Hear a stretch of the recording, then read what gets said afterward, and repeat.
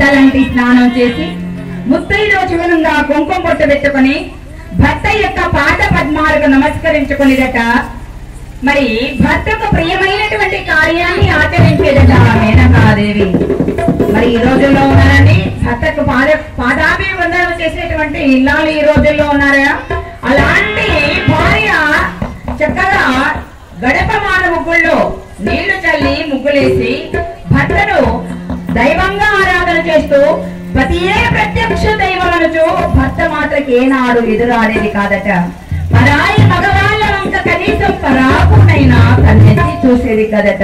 పేద సాధువును ఎంతో ప్రేమతో ఆదరిస్తూ ఉందట. భగవంతుని ఆరాధన చేస్తూ ఉందట. తల్లిదండ్రులను పూజిస్తూ ఉందట. తోబట్టను గౌరవిస్తూ ఉందట.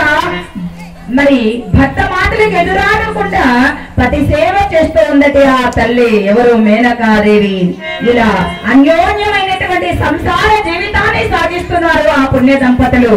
వారికి 100 మంది కొడుకులు జన్మించారండి.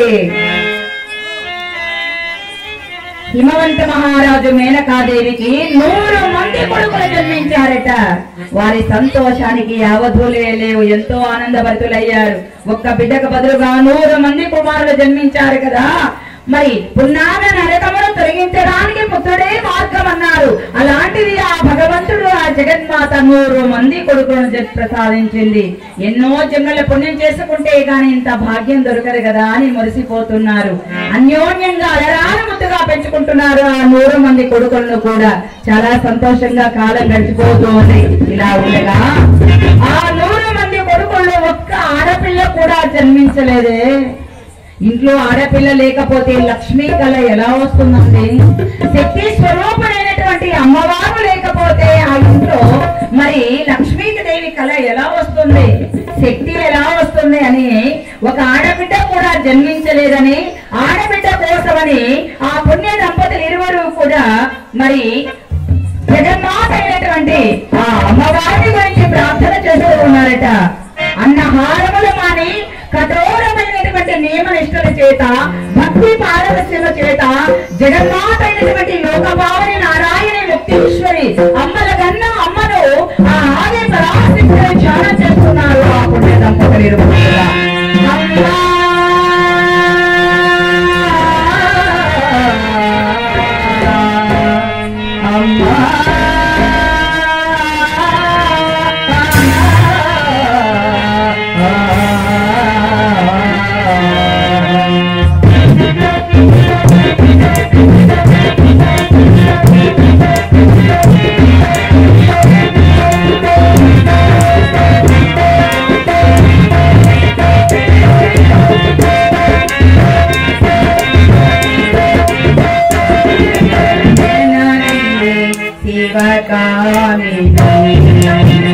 జయ సుభారిణి విజయలు అమ్మ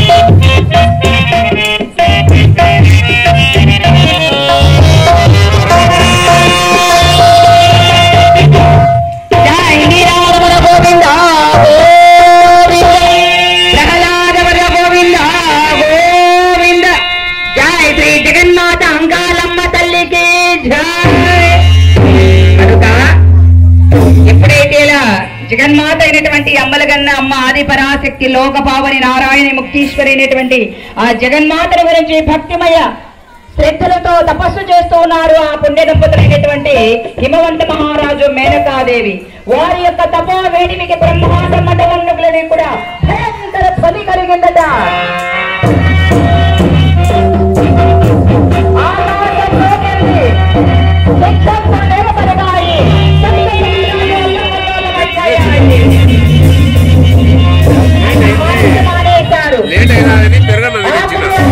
తపస్సు చేస్తూ ఉన్నారు.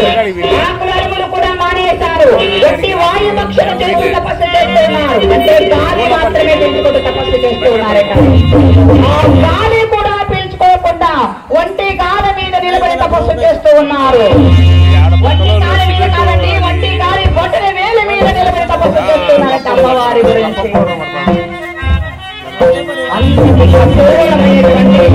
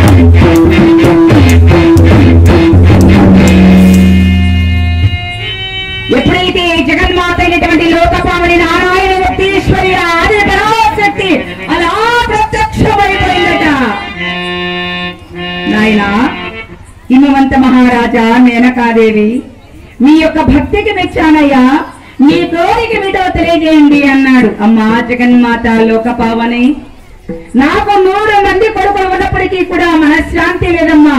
శక్తి స్వరూపుడైనటువంటి లక్ష్మీదేవి కలతో తాండవమాడేటువంటి ఒక్క ఆడబిడ్డ కూడా ఇంట్లో లేకపోతే ఆ ఇంట్లో లక్ష్మీదేవి కళ ఎలా వస్తుందమ్మా? లక్ష్మీ నివాసం ఎలా జరుగుతుంది తల్లి? జగన్మాత మాకు ఒక ఆడబిడ్డను ప్రసాదించవమ్మా అని ప్రార్థించారండి ఆ పుణ్య దంపతులు. ఆ శక్తి స్వరూపులైనటువంటి అమ్మవారు, నాయన హిమవంత మహారాజా, నేనే నీకు కూతురునై జన్మించి నీ కోరిక తీరుస్తాను నాయన. ఎప్పుడైతే జగన్మాత నేనే నీ కూతురునై జన్మించి నీ కోరిక తీరుస్తానని అమ్మవారు వరాన్నిచ్చి అంతరార్థమైపోయారండి జగన్మాత. పరమ సంతోష భరితులయ్యారు ఆ పుణ్య దంపతులు ఇరువురు కూడా. ఆహా, ఎన్ని జన్మల పుణ్యమో! లోకాల నాడించి ఆ తల్లి అమ్మలగన్న అమ్మ మా కుమార్తెగా జన్మించి మా జన్మ చరితార్థం చెయ్యబోతుందని ఆనంద పారవస్యములో ఆ జగన్మాతను ప్రార్థన చేస్తూ ఉన్నారు. ఎవరు? మరి పెద్దరంగాపురములో ప్రాణ ప్రతిష్ఠ కాబోతున్నటువంటి జగన్మాత అయినటువంటి అంకాలమ్మ తల్లిని ఏ విధంగా అంటే, నేను సేవింతు అంకాలమ్మ తల్లి, నేను పూజింతు అంకాలమ్మ తల్లి, ఇలా మమ్మేల కాపాడరాలేలను రాగాలు ఆమెన కురిపించదు.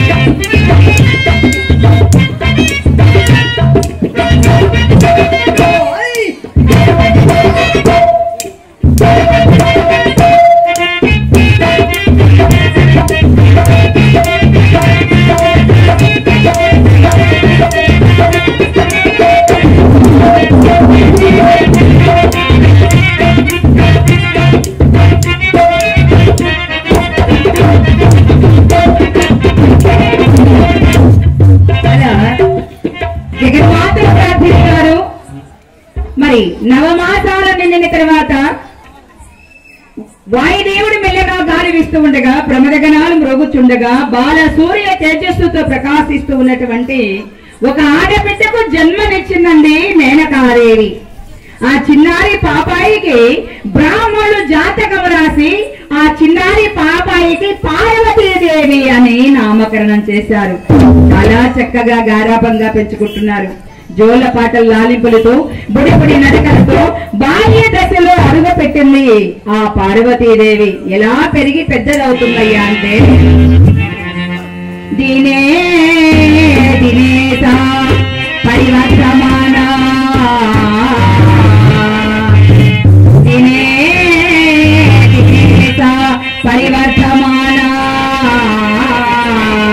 లబ్ధోదయా చాంద్ర మసి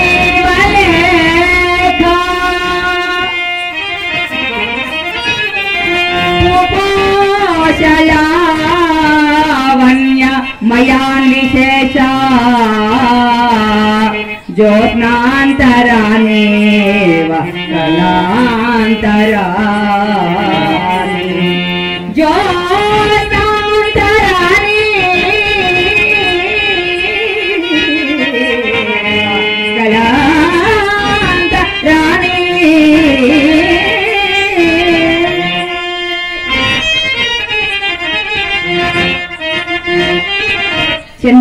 ఉదయించినది మొదలు తన కళలను ఏ విధంగా అభివృద్ధి పరచుకును పార్వతి జన్మించిన మొదలు దినదిన ప్రవర్తమానమగుతూ ఉన్నది. తల్లిదండ్రులు గౌరవిస్తుంది, పేదవారిని ప్రేమతో ఆదరిస్తూ ఉన్నది, పూల చెట్లకు నీళ్లు పోస్తూ ఉన్నది, చిలకలకు పలుకు నేర్పుతూ ఉన్నది, హంసలకు నాటకం నేర్పుతూ ఉన్నది, నెమళ్లకు నాట్యాన్ని నేర్పుతూ ఉన్నదట ఆ పార్వతీదేవి. తల్లిదండ్రులు ఏ విధంగా గౌరవిస్తుంది అంటే తల్లిదండ్రుల యొద్ద చల్లని అడకువా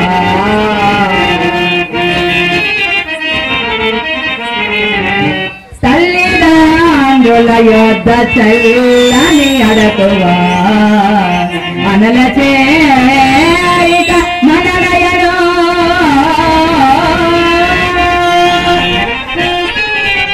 చిన్న పెద్దల వినయము ననయము సత్యమాడుట మంచి గానగలుట పెద్దలపై రక్తి పెద్దల నలురక్తి మర్యాద నైజంబు మాట చేట మారులచ్చి నువ్వుటారు వయసు వచ్చి కోర్కె మరుగుపుచ్చు కొమ్మ చూపు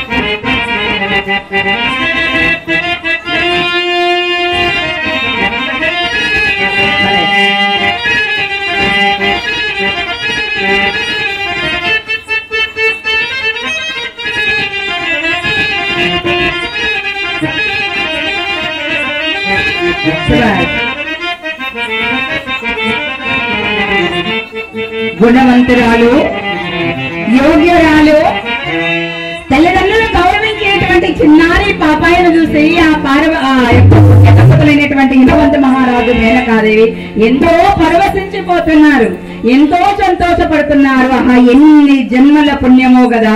జగన్మాత అయినటువంటి లోకపావని నారాయణ భక్తేశ్వరి ఆ జగన్మాతే పార్వతీదేవిగా మన ఎంత జన్మించింది, మనకు కుమార్తెగా జన్మించింది.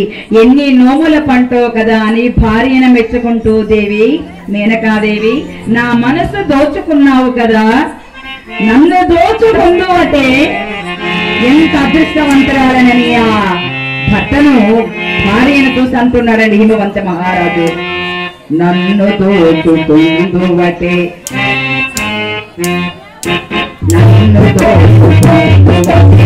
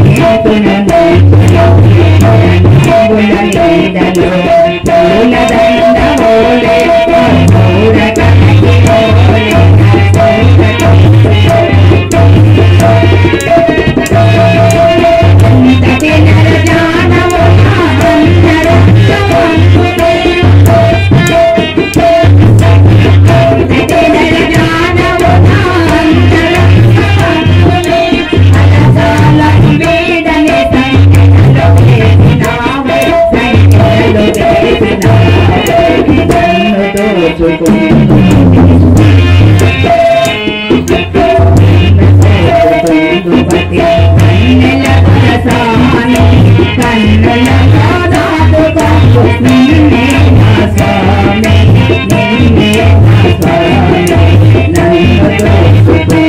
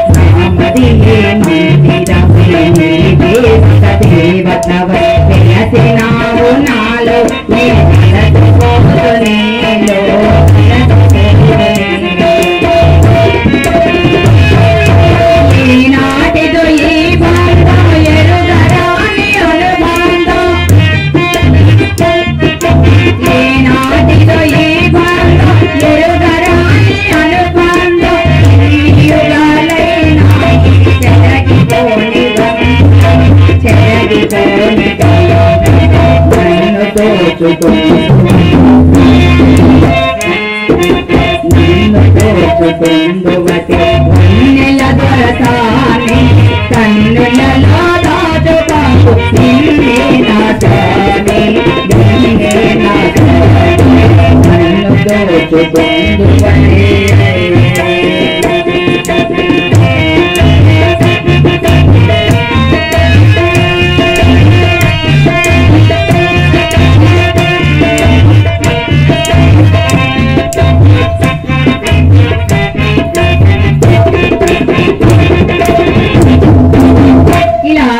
చిన్నారి పాపాయి అమృతవల్లి పెరిగి పెద్దదవుతుందండి. చక్కగా ఆ ఓసది ప్రస్థపురంలో ఉండేటువంటి నిండు ముత్తైదువులందరూ కూడా వచ్చి చిన్నారి పాపాయిని అక్షంతలు చెలుతూ ఆశీర్వదిస్తూ ఉన్నారు. చిన్నారి చిరంజీవి ఆయుష్మాన్ భవాని ఆశీర్వదిస్తూ ఉన్నారు. మరి ఆ చిన్నారి పాపాయికి ఆ నిండు ముత్తైదువులందరూ కూడా చక్కగా జోలపాటలు పాడుతూ ఉన్నారట. ఎలా జోలపాటలు పాడుతున్నారండి ఆ చిన్నారి పాపాయి? ఆ పార్వతీదేవి కంటే వటపత్రసాయికి వరహాలలాలి రాజీవనేదునికి రతనాలలాలి వటపత్రసాయికి వరహాలలాలి రాజీవనేదునికి రతనాలలాలి ముళిపాల కృష్ణునికి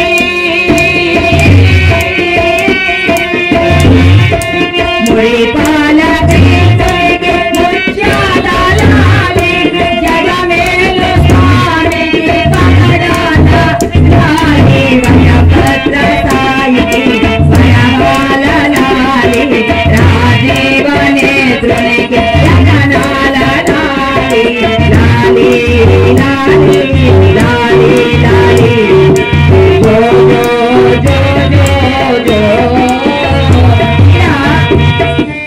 పూర్వకాలంలో పాడేవారండి జోలపాటలు, ఎంతో చక్కగా నిద్రపోయేవారు పసిపిల్లలు. మరి ఈ రోజుల్లో పాడుతున్నారండి. ఇలాగే పాపం ఒక ఆయన సేద్యం చేయడానికి వెళ్ళాడు. పొలంలో మొడక దున్ని అలసిపోయి ఇంటికి వచ్చాడు. భార్య పాడే జోలపాట విన్నాడు. ఏమే ఒళ్ళంతా ఒకటే నొప్పులు, బురదమల్లో మడక దున్నాను కదా, అలసిపోయాను, మరి నాకు ఒక జోలపాట పాడివే, నా మనసు ఏం బాగాలేదు అన్నాడు. భార్య అంది, ఛీ ఏంటండి మీరు మరి విచిత్రంగాను, ఏదో చిన్న బిడ్డల కంటే పసిబిడ్డలకు జోలపాటలు పాడొచ్చు, మరి భర్తలకు ఎవరైనా భార్య జోలపాటలు ఎక్కడైనా పాడతారండి? ఇది వరకు ఎవరైనా పాడారా? ఎవరు పాడకపోతే నువ్వు పాడవే నాకు అన్నాడు. మరి ఎలాగండి పాడేది నేను? భర్తకు భార్య ఏ విధంగా జోలపాట పాడాలి అని, సరే ఎలాగో పాడదామని భర్తకు పాడుతూ ఉందట జోలపాట.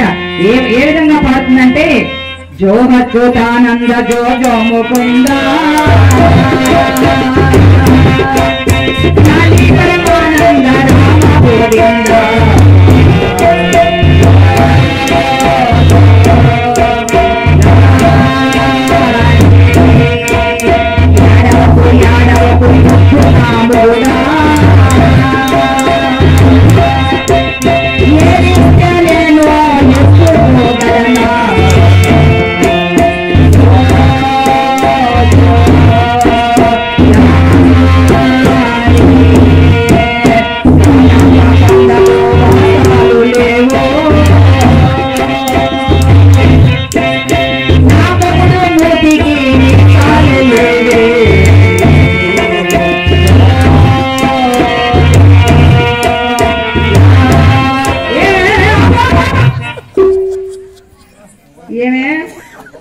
జోలపాట వాడు అంటే నా మూతికి మూసాలు లేవు, ఊరందరికి చెప్తావా పాట పాడి?